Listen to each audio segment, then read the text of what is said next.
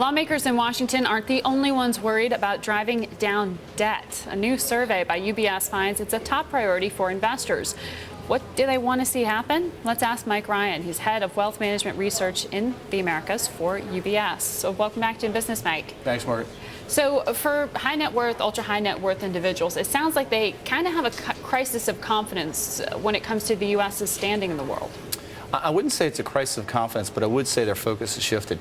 If you go back 6 or 9 months ago, the things they were mostly concerned about was the stability of the financial system, the volatility in markets. In other words, they were still concerned about the hangover from the crisis. Now they're focusing on the macro issues, the things that will have a bigger long-term effect on their portfolios. For example, you mentioned one, the current size of the deficit and what needs to be done to address that. Also other issues about the competitiveness of the U.S. going forward. And then finally, the lack of employment opportunities we see in the U.S. and what that means for prosperity. So how is that changing what you're advising them? Well, the way we're advising clients is fairly consistent. The first thing we want to focus on is that now more than ever, with some of the changes we're likely to see, active management is absolutely critical. The notion that somehow you want to take a passive, a semi-passive approach to the portfolios, it just doesn't work in this environment. The second thing is, while we see structural problems in the U.S., we still see opportunities. So the notion is that you still have to have a balance in your portfolio across asset classes and regionally.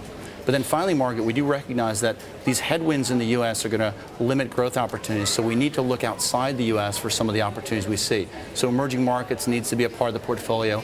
Have global exposure is more important now than it's been any time in the last 20 years. And so you're increasing that, or does that also mean that you're moving them away to follow the Bill Gross leadership on getting out of U.S. debt? Well, not getting out of U.S. debt, because we reject the notion that you're either all in or all out of an asset class, and that's especially important as an asset class such as fixed income, which provides not only a source of income but also a source of stability.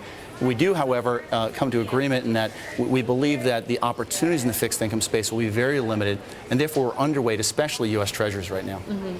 We are following and reporting on all the noise out of Washington over whether there will not be a showdown over this debt ceiling being lifted. Speaker Boehner was here in New York trying to assuage fears, but still threatening that there's going to be a showdown. So how concerned are you? How concerned are your clients? Well, look, we think that this is an inflection point in Washington. What we're seeing right now is a very bitter partisan divide, and we're seeing two parties trying to shape out their own views about how we need to deal with this deficit. But that's not new, right? It's not new, but what's most encouraging, though, I'll tell you what's discouraging and encouraging. The encouraging part is that the debate is over. It's not about whether we need to cut the deficit. That debate has already been settled. It's how we do it, how fast we do it, what the scope is, and where we make those changes. I think the thing that I am concerned about, though, is the political divide in Washington is broader than it's been in decades because of the fact that we have the polarization of the two parties, which means that compromise is much more difficult, which is why we're getting these sort of 11th hour showdowns, first on the budget and now on the debt ceiling. We keep hearing changes in tax code, which seems to be, sign language for your taxes are going to go up, particularly for those people who you count as clients, high net worth and ultra high net worth. Are you already advising them, pay attention to 2013 because you're likely to pay more? Well, we always give clients advice in terms of how they should position their portfolios to take advantage of opportunities, but also be careful about changes that are likely to happen either in the macro environment or the tax code. So we're cognizant of it. That's one of the reasons why we still counsel people to have municipal securities in their portfolio.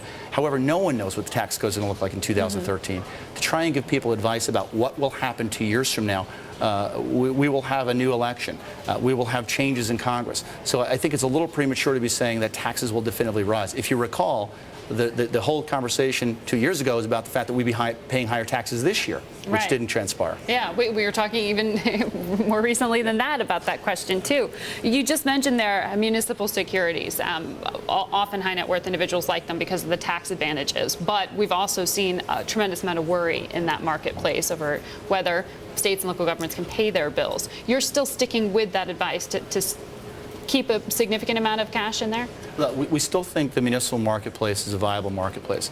Do they have challenges? No question. You have the headwinds of the tax receipts which have fallen. You have these concerns about underfunded or even in some cases unfunded pension plans. And you have simply the expansion of services at the state and local level. However, the notion that we're going to see these wholesale cascading defaults in the municipal market, I think that's grossly overblown. Yes, there are risks, and we're counseling our clients about how you need to be careful in avoiding those risks, but we think that this is still a viable asset class and a critical component of a well-diversified portfolio. But it's a security by security decision-making process. It's even more than that. I think it's credit by credit, it's sector by sector, it's structure by structure. This is not the same generic municipal market that we saw 5 years ago. Mike, thanks so much.